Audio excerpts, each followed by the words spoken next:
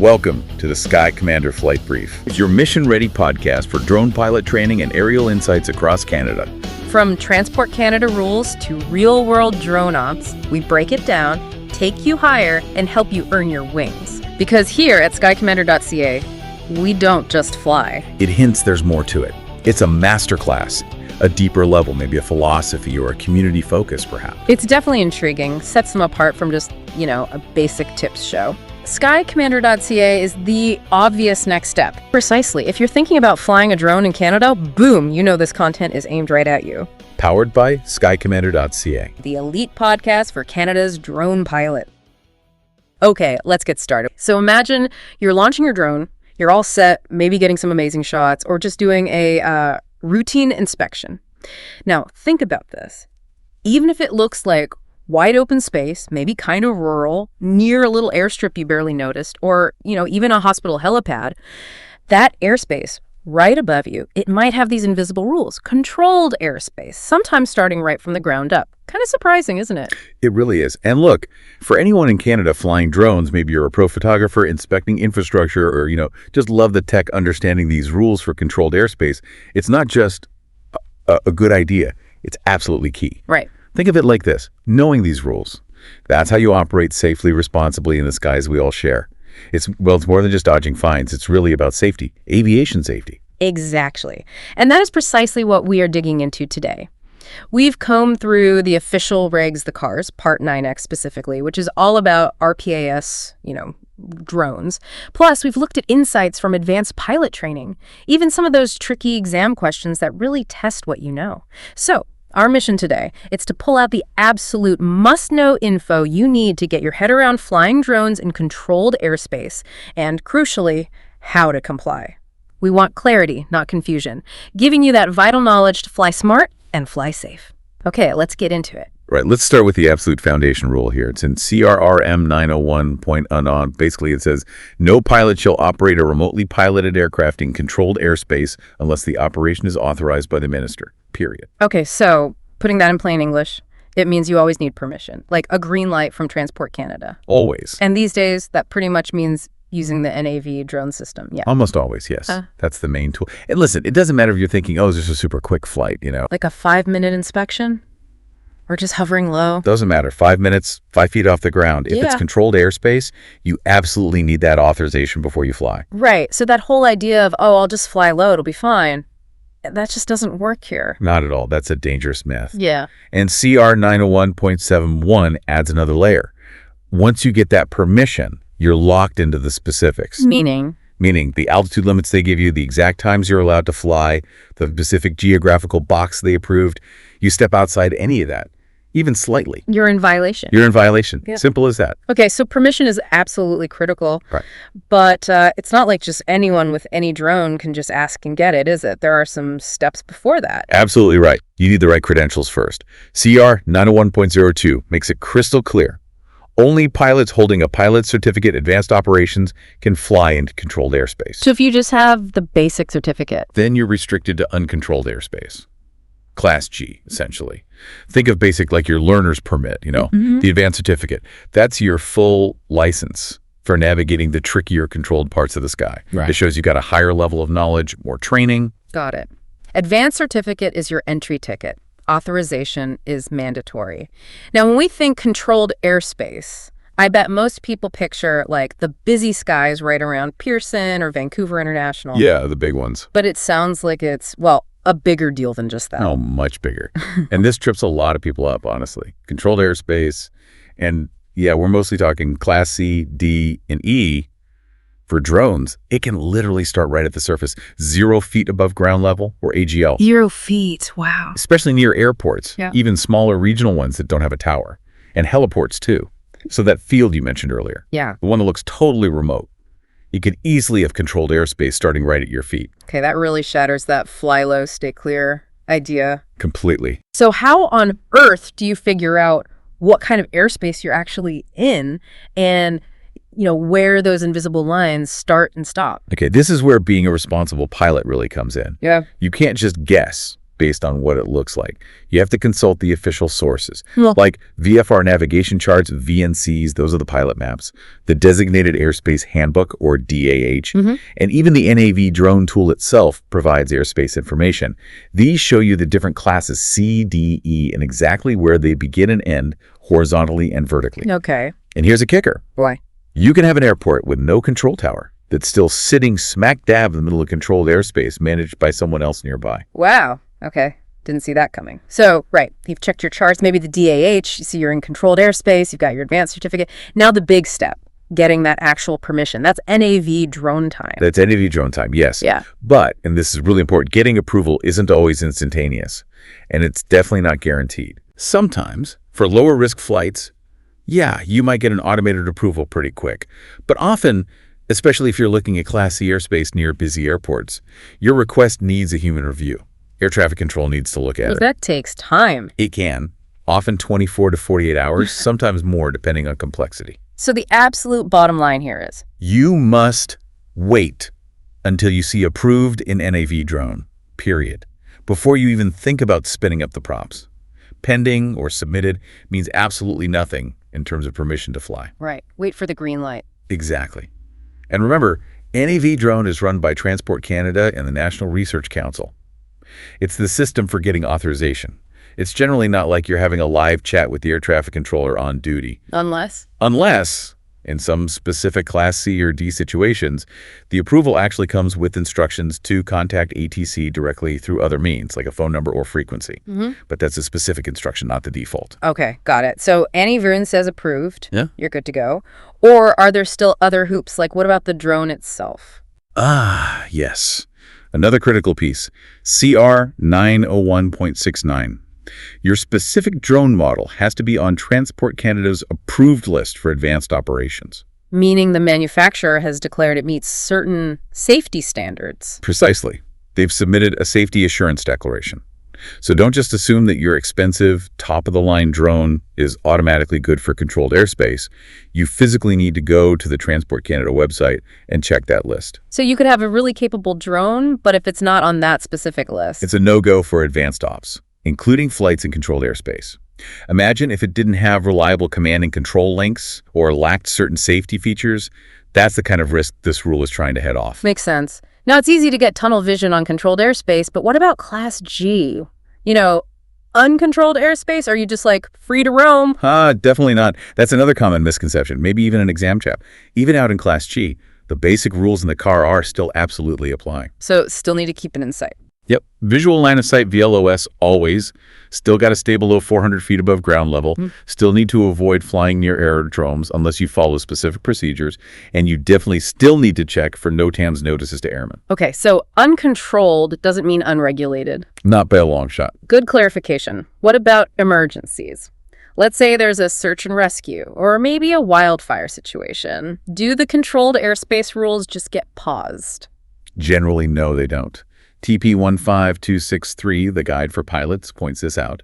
The controlled airspace rules usually stay in effect even during emergencies. So what happens if you need to fly in controlled airspace for an emergency but can't follow the normal rules? That's where you might need something called a Special Flight Operations Certificate, an SFOC. That's a specific authorization from Transport Canada allowing you to deviate from the standard rules for a particular justified reason, like a critical emergency response. Okay, now VLOS, visual line of sight, we've mentioned it. How strict is that when you are flying in controlled airspace, maybe with NAV drone approval? Can you pop behind a building for a second? Absolutely not. This is a huge point of confusion. Yeah. Flying beyond visual line of sight, BVLOS, is never allowed in controlled airspace unless you have a specific SFOC that explicitly authorizes it. So even if NAV drone says you're good to fly in that Class D zone? That approval is only for VLOS operations within that zone, following all the other rules. It does not give you permission to fly BVLOS. That's a whole separate, much more complex approval process. Okay, crystal clear. No BVLOS without a specific SFOC, period. Now, NAV drone gives you approval, but what if something changes after you get that approval, like new restrictions pop up? Right. This is where NOTAM's notices to airmen are absolutely critical. You could have a perfectly valid NAV drone approval in your hand, But if a NOTAM is issued restricting drone flights in your area, maybe for a VIP visit, an air show, firefighting, whatever, that NOTAM overrides your Navy drone approval. Always. Checking NOTAMs before every single flight is not optional. It's a regulatory requirement. The NAV CANADA NOTAM portal is where you do that. So you really can't just trust the app to tell you everything's okay. You need to understand the bigger picture. Exactly that. TP15263 really hammers this home.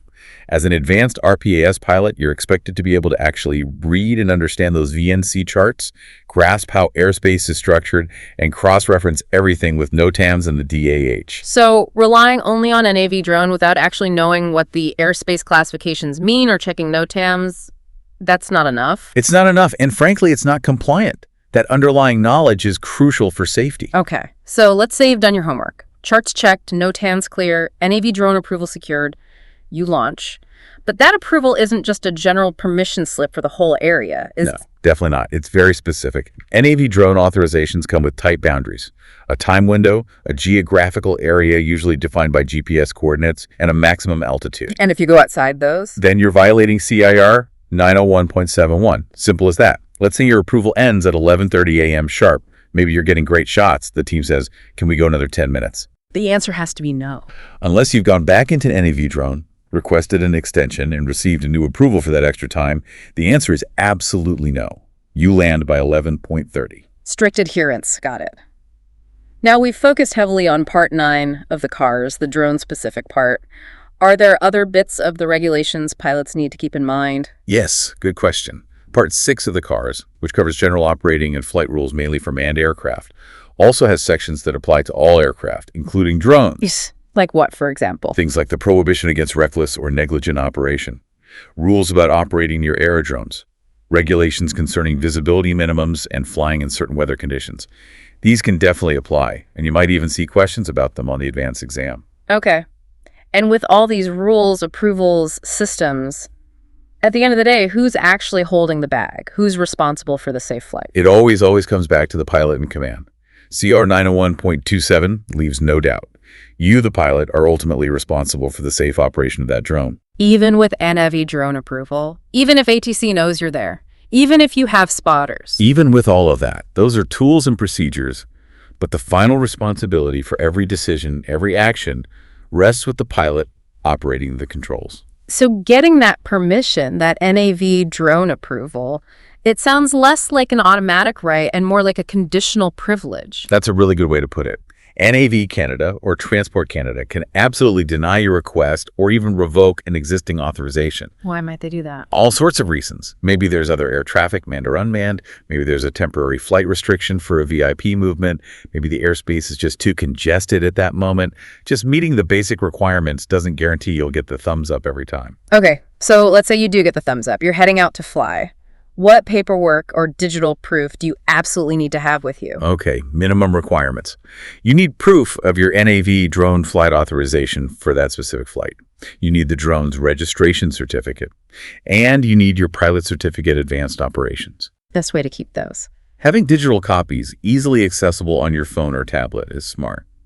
But I also strongly recommend having printed copies in a dedicated flight folder.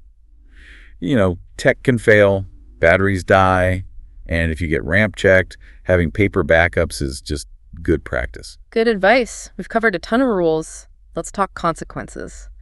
What happens if someone, doesn't follow them, flies in controlled airspace without permission, for example? The consequences can be pretty severe. You're looking at potentially hefty fines, administrative monetary penalties, they call them. You could have your pilot certificate suspended or even revoked entirely. And in really serious cases, especially if you endanger other aircraft or people on the ground, you could face criminal charges under the Aeronautics Act. It's not something to take lightly. Definitely not. Okay, to make this really concrete, let's run through a few quick scenarios our sources mentioned. First one, you're flying with approval, everything's good, and suddenly a small plane pops into your flight area unexpectedly. What do you do? Okay, CRR 901.73 is key here. Manned aircraft always have the right of way. Your immediate action is to give way. That usually means descending, moving away horizontally, or landing your drone as safely and quickly as possible to ensure you stay well clear. Safety first, mission second. Always. Got it. Scenario 2. Yeah.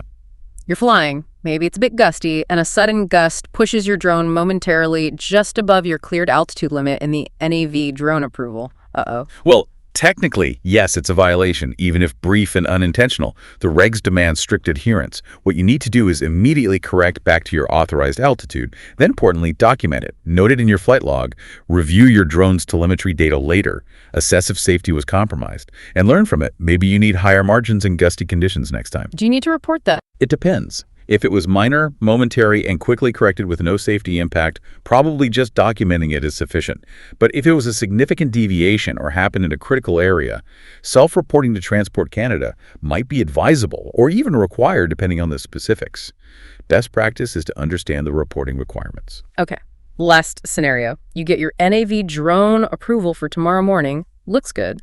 But then tonight, you do your pre-flight check and see a brand new NOTAM restricting all drone flights in that exact area during your approved time. Which wins? The NOTAM wins every single time, no question. Even with that NAV drone approval sitting there, the NOTAM takes precedence. Flying would be illegal under CAR 602.71, interpreting NOTAMs, and likely unsafe under CAR 901.16, general safety. So you just can't fly? You just can't fly. You'd have to scrub the mission for that time, wait until the NOTAM expires, and then likely reapply for NAV drone authorization if needed. Wow. Okay, so there is genuinely a lot for pilots to manage here. If you had to boil it down, what are the absolute must-remember takeaways for someone listening who operates drones or wants to in controlled airspace in Canada? Okay, the absolute essentials.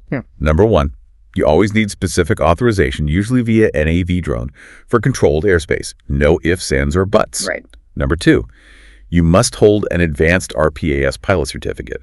Basic won't cut it. Okay. 3, understand the airspace. Don't just rely on an app. Know how to read charts, know where boundaries are, especially the vertical ones starting at the ground. Crucial. 4, check NOTAMs before every single flight and respect them. Got it. 5, stick to your approval like glue. Time, altitude, location. No deviations without getting a new approval. And lastly, remember, you are the pilot in command. The buck stops with you for the safety of that flight, always. that's a fantastic summary.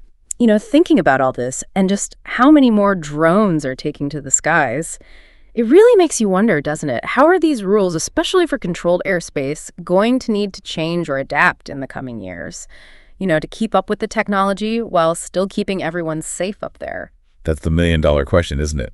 Balancing innovation and safety. Or maybe think about what other curveballs pilots might face in controlled airspace, situations we haven't even thought of yet that will really test their knowledge and judgment based on these regulations. Definitely food for thought as this whole field keeps evolving so fast. Absolutely. And hey, for anyone listening who wants to dive even deeper into the specifics, we've put links to all the key resources. CARS Part 9's the Aeronautics Act, the TP 15263 guide, NAV drone, the DAH, the NOTAM portal right there in the show notes for this deep dive. They are definitely your best starting points for staying current. That's a wrap on today's mission, Commander. See above, go beyond, get ahead. For more training, tools, and intel, head to skycommander.ca. If you learned something new, share it, subscribe, and leave us a 5-star debrief.